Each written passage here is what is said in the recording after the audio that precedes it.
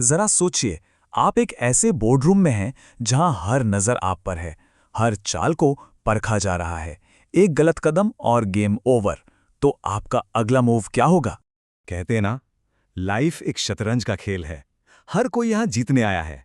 पर सवाल यह है, क्या सिर्फ मेहनत से बात बनेगी, या फिर इस खेल को जीतने के लिए किसी गुप्त हथियार की जरूरत है? आर्यन को ही ले लीजिए। उसे लगता था कि कबीर उसका सबसे अच्छा दोस्त है, उसका भाई है। लेकिन ये तब तक ही था जब तक कबीर ने बोर्ड मीटिंग में आर्यन की सबसे बड़ी कमजोरी को सबके सामने नहीं रख दिया। चाणक्य ने सदियों पहले ऐसे ही धोखे के बारे में हमें चिताया था। देखिए, कॉर्पोरेट वर्ल्ड की इस रेस में आर्यन अकेला नहीं है। हर कोई उस कॉर्नर ऑफिस की तरफ भाग रहा है, और इस दौड़ में हर दोस्त, हर सहयोगी एक पोटेंशियल कॉम्पिटिटर है। और फिर आते हैं कबीर जैसे लोग, जो मुंह पर तो मुस्कुराते हैं लेकिन पीठ पीछे आपके गिरने का इंतजार करते हैं। सवाल यह है कि आप उन लोगों से कैसे निपटते हैं जो गंदे तरीकों से खेलते हैं। आर्यन की इस मुश्किल का, इस पहेली का हल आज में नहीं बल्कि इतिहास की गहराइयों में छिपा है। तो चलिए मिलते हैं उस शख्स से जिसने इस खेल के सारे नियम लिखे थे, द ओरिजिनल किंग मेकर। ये हैं आचार्य चाणक्य, और जो ज्ञान उन्होंने 2000 साल पहले दिया था वो सिर्फ राजनीति नहीं है। नहीं, ये पावर, स्ट्रैटेजी और इंसान के स्वभाव को समझने का एक ब्लूप्रिंट है। आज के लिए एक प्लेबुक। एक बात साफ समझ लीजिए, चाणक्य कोई संत नहीं थे।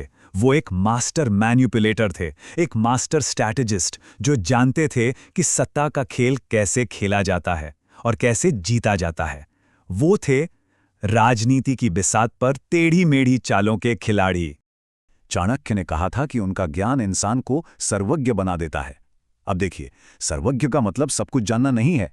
इसका असली मतलब है हर सिचुएशन के पीछे छिपे पैटर्न्स को समझना, लोगों के इरादों को पढ़ना और अपने दुश्मनों से हमेशा 2 कदम आगे रहना। तो आर्यन अपनी हारी हुई बाजी को जीतने के लिए चाणक्य के कौन से हथियार इस्तेमाल कर सकता है? आइए देखते हैं चाणक्य के कुछ सबसे खतरनाक पावर प्लेस। आर्यन की पहली और सबसे बड़ी गलती, उसने अपने प्लान्स के बारे में बहुत ज्यादा बात की।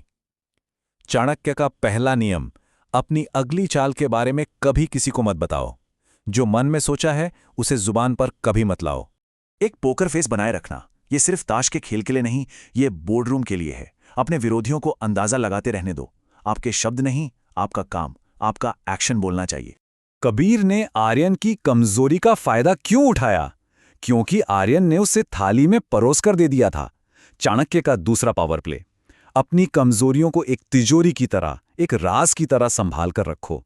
उन्हें कभी किसी पे जाहिर मत होने दो। और ये सिर्फ सेल्फ इंप्रूवमेंट की बात नहीं है, यह है स्ट्रेटेजिक सर्वाइवल। पहला कदम, अपनी कमजोरी को पहचानो। दूसरा, उसे दुनिया से छुपाओ। और तीसरा, चुपचाप उसे अपनी सबसे बड़ी ताकत में बदल दो। चाणक्य का मानना था कि एक ही रणनीति हर किसी पर काम नहीं करती। जी नहीं, one size doesn't fit all. आपकी स्ट्रैटेजी हमेशा आपके दुश्मन के हिसाब से बदलनी चाहिए। ये सब कुछ अडैप्टेबिलिटी के बारे में है। मतलब, अगर दुश्मन आपसे ज्यादा ताकतवर है तो उसके साथ तालमेल बिठाओ। अगर वो कमजोर या दुष्ट है तो उसका खुलकर विरोध करो। और अगर वो बराबर का है तो जरूरत के हिसाब से विनम्रता या ताकत दोनों का इस्तेमाल करो। तो अब तक हमने चाणक्य के शस्त्रागार को देखा है, उनके हथियारों को समझा है।